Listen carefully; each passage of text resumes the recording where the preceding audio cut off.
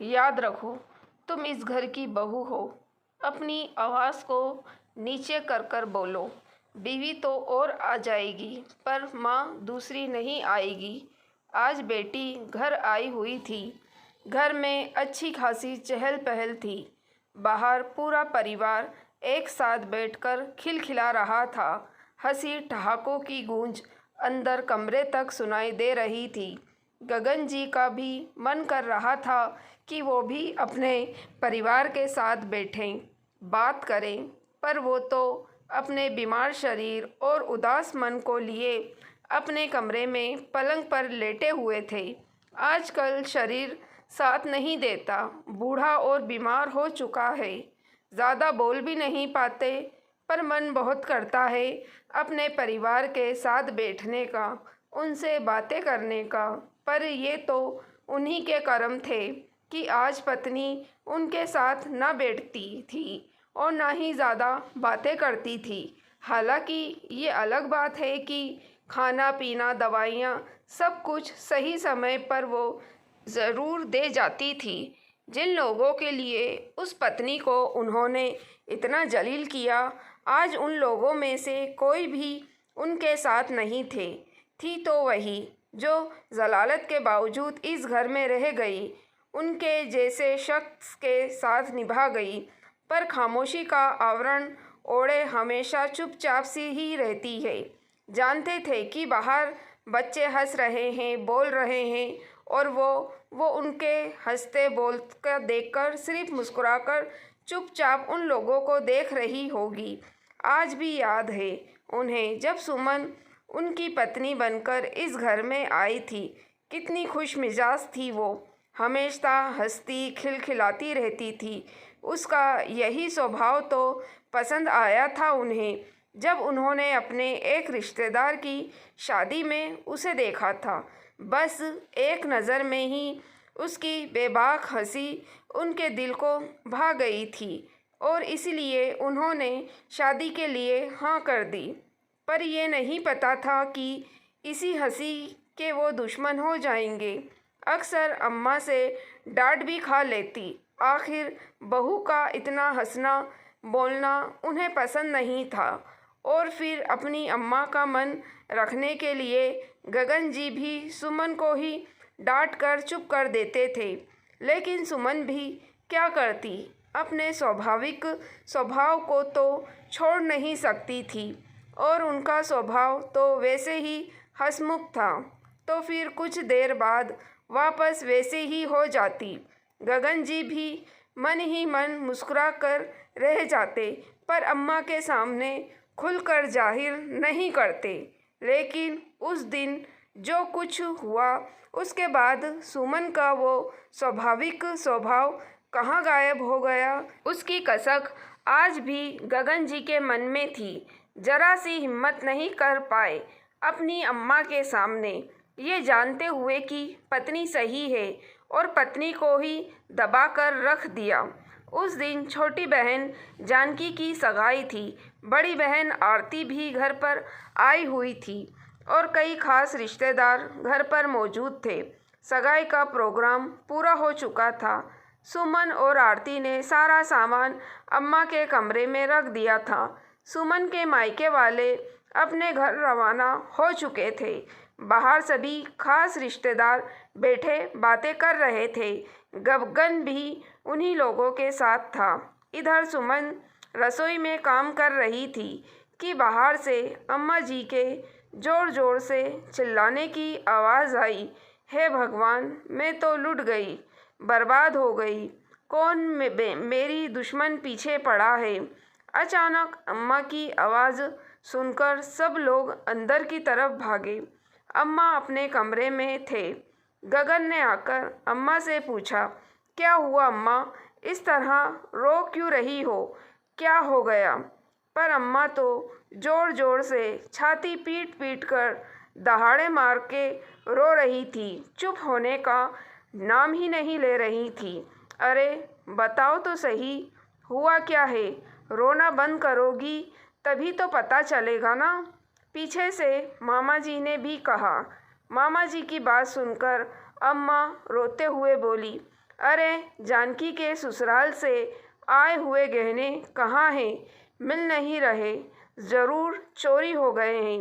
हे भगवान, मैं इसके ससुराल वालों को क्या जवाब दूंगी? मैं तो बर्बाद हो गई। अम्मा रोती रोती बोली। अम्मा के बोलते ही अजीब सी खामोशी घर में छा गई। अरे ध्यान से देख, इन्हीं सामान में कहीं रखा होगा। मामा जी दोबारा बोले। भैया, पूरा सामान ऊपर नीचे करके देख चुकी हूँ, पर गहने नहीं हैं। ज़रूर चोरी हुए होंगे। अरे शुभ शुभ बोल, एक बार हमें देखने दे। अम्मा को परे हटकाकर मामा जी खुद सामान चेक करने लगे, लेकिन उसमें गहने नहीं थे।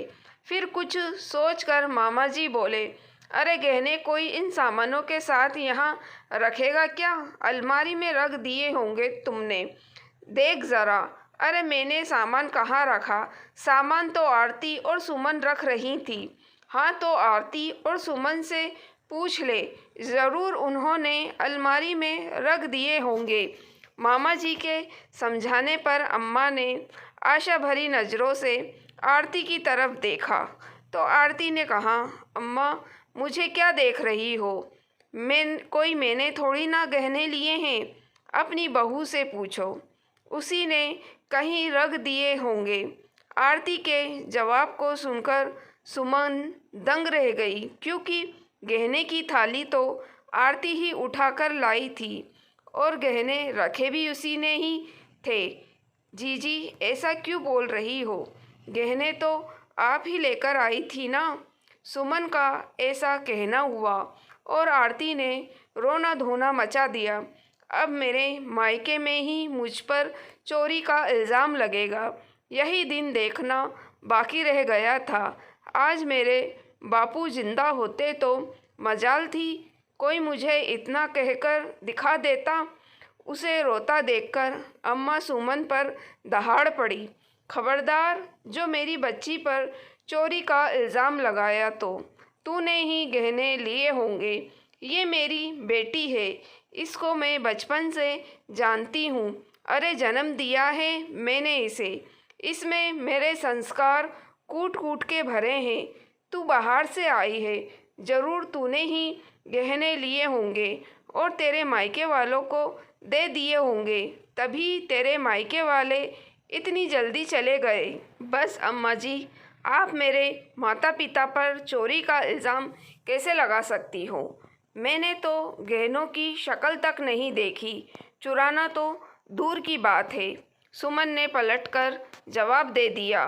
बस फिर क्या था? आरती और अम्मा दोनों ही सुमन पर चढ़ पड़ी, लेकिन इस बार सुमन भी बराबरी से जवाब दे रही थी। आखिर उस पर चोरी का इल्ज़ाम लगा था, कोई छोटी मोटी बात थोड़ी ना थी। घर में इतना हंगामा होते देखकर मामा जी ने बीच बचाव किया, लेकिन आरती और अम्मा तो चुप होने का नाम ही नहीं ले रही थी। सच सच बता, गहने कहाँ पर है? अगर तू नहीं बोलेगी तो तेरे माँ बाप से जाकर गहने लेंगे हम लोग, और वही सबके सामने उनकी इज्जत का मटिया मेल करेंगे। अम्मा जी, मेरे माँ बाप इज्जतदार लोग हैं, कोई चोर उचक्के नहीं, जो आपके घर पर बुलावे पर आएंगे और सामान चोरी कर कर ले जाएंगे। सुमन ने थोड़ी तेज़ आवाज़ में कहा। बस सुमन, तुम मेरी अम्मा से किस तरह से बात कर रही हो? याद रखो, तुम इस घर की बहू हो। अपनी आवाज़ को नीचे रख कर बोलो, और अगर गहने लिए भी हैं तो दे दो, कोई तुमसे कुछ नहीं कहेगा। अचानक गगन सुमन पर बिगड़ गया। गगन के इस जवाब से सुमन हक्की बक्की रह गई। मतलब गगन भी उस पर ही इल्ज़ाम लगा रहा था। एक लड़की जो ससुराल को अपना घर मान लेती है, आज वह सुमन बिल्कुल अकेली खड़ी थी, पति तक साथ नहीं था। गगन के जवाब के बाद सुमन की नज़र आरती से टकराई तो वो मंद मंद मुस्कुरा रही थी। इससे बड़ी जीत और क्या हो सकती थी। लेकिन तब तक आरती का 9 साल का बेटा अपने हाथ में एक कपड़े की छोटी सी पोटली लेकर आया और सबके सामने ही बोला, माँ, ये अपना सामान नहीं है, किसी ने गलती से अपने सामान में रख दिया। उसे देखते ही आरती के चेहरे पर पसीने की बूंदें चमकने लगी। उसके चेहरे पर डर देखकर मामा जी ने वो पोटली उस बच्चे के हाथों से अपने हाथों में ले ली और उस पोटली को खोलकर देखा तो सब भौचक्के रह गए। उसमें जानकी के ससुराल से आए हुए गहने थे। सब ने हैरानी से आरती की तरफ देखा, पर वो तो बेशर्मों की तरह अपने बेटे का हाथ पकड़कर दूसरे कमरे में चली गई, जैसे कुछ हुआ ही ना हो। रिश्तेदार मुंह पर हाथ रखकर दबी जबान से बातें करने लगे। तभी अम्मा बोली, अरे वो भूल गई होगी रखकर, इसमें यूं जबान दबाकर बात करने की क्या ज़रूरत है। और फिर सुमन से बोली, बेटी है वो मेरी, उसने गहने चुराए नहीं थे बल्कि संभाल कर रखे थे अपने पास, उसकी बराबरी की तो सोचना भी मत। पर तूने यहाँ जो इस तरह के से सबके सामने चिल्ला चिल्ला कर मुझसे बात की है ना, उसकी माफ़ी मांग मुझसे। अम्मा की बात सुनकर सुमन की आंखों में आंसू आ गए। भला कोई औरत ऐसी निर्दय कैसे हो सकती है। उसने आशा भरी नज़रों से गगन की तरफ देखा, लेकिन गगन तो नज़रें झुकाए चुपचाप खड़ा था। ये देखकर वो रोती हुई अपने कमरे में चली गई। लेकिन जब इतना हंगामा हो ही गया तो रिश्तेदार भी धीरे धीरे कर कर वहाँ से रवाना हो गए। यहाँ तक कि आरती ने भी देर नहीं लगाई वहाँ से रवाना होने में। अब घर में अम्मा, जानकी, गगन, मामा जी, बुआ जी और सुमन ही बचे थे। लेकिन अम्मा तो अब अनशन पर बैठ गई कि जब तक बहू माफ़ी नहीं मांगेगी तब तक मैं पानी की एक बूंद नहीं पीऊँगी। आखिर उसने इतने रिश्तेदारों के सामने मुझसे ऊंची आवाज़ में बात की तो कैसे की, सबके सामने मेरी बेइज्जती कर दी। आखिर गगन ने समझाया, अम्मा जो बात हो गई अब उसे छोड़ो भी, आप पानी पी लो, आपकी तबीयत बिगड़ जाएगी। अरे ऐसे कैसे छोड़ दूँ, तेरी पत्नी ने इतने लोगों के सामने मेरी बेइज्जती की है, माफ़ी तो उसे मांगनी ही पड़ेगी। अम्मा अपनी ही ऐंठ में बोली, पर अम्मा, आरती जीजी ने भी तो गलती की थी। आखिर सुमन की क्या गलती थी। अरे वाह, आज तो बीवी के लिए तो अपनी बहन को गलत बता रहा है। अरे वो गहने रखकर भूल गई होगी। भला कौन बेटी अपने घर में चोरी करती है। लेकिन बहू को तो इज्जत को ढक कर रखना चाहिए थी। वो भी सबके सामने बेशर्मों की तरह लड़ पड़ी मुझसे। अब तू उसका साथ दे रहा है, इससे तो मैं मर जाती तो ज़्यादा अच्छा था। पर याद रख, पत्नी तो फिर भी तुझे दोबारा मिल जाएगी, माँ नहीं मिलेगी दोबारा। अम्मा आंसू बहाते हुए बोली। आखिर अपनी माँ को रोता देखकर गगन वहाँ से उठा और सीधे सुमन के पास कमरे में पहुँच गया और जाकर बोला, सुमन, क्या ऐंठ में बैठी हुई हो तुम? जाकर अम्मा से माफ़ी मांग लो ना। देखा, उन्होंने पानी की बूंद तक नहीं पी है। कहीं उनकी तबीयत ख़राब ना हो जाए तो इसकी ज़िम्मेदारी मेरी है क्या? मैं क्यों माफ़ी मांगूं? चोरी तुम्हारी बहन ने की थी, मैंने थोड़े ना की थी। मेरे माँ बाप को ताने भी वो लोग मार रहे थे, इल्ज़ाम भी मुझ पर वो लोग लगा रहे थे, और माफ़ी मैं ही मांगूं? तुम्हारी अम्मा पानी नहीं पी रही है तो उसमें मैं कुछ नहीं कर सकती।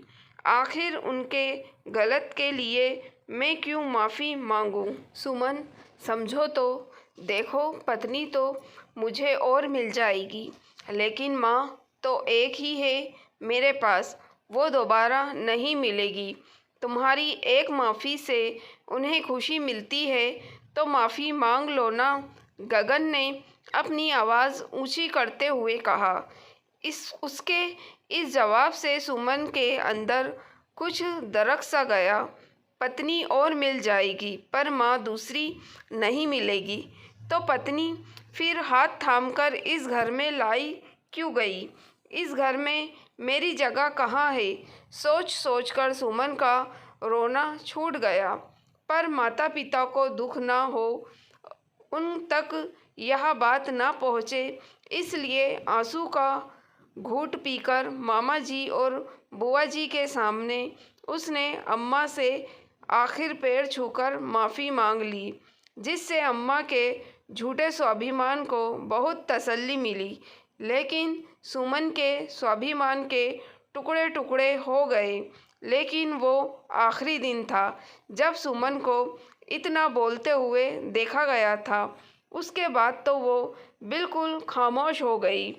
अब ना वो ज़्यादा किसी से बोलती थी और ना ही खिलखिलाती थी। हाँ और हूँ मैं जवाब देकर अपने काम से काम रखती थी।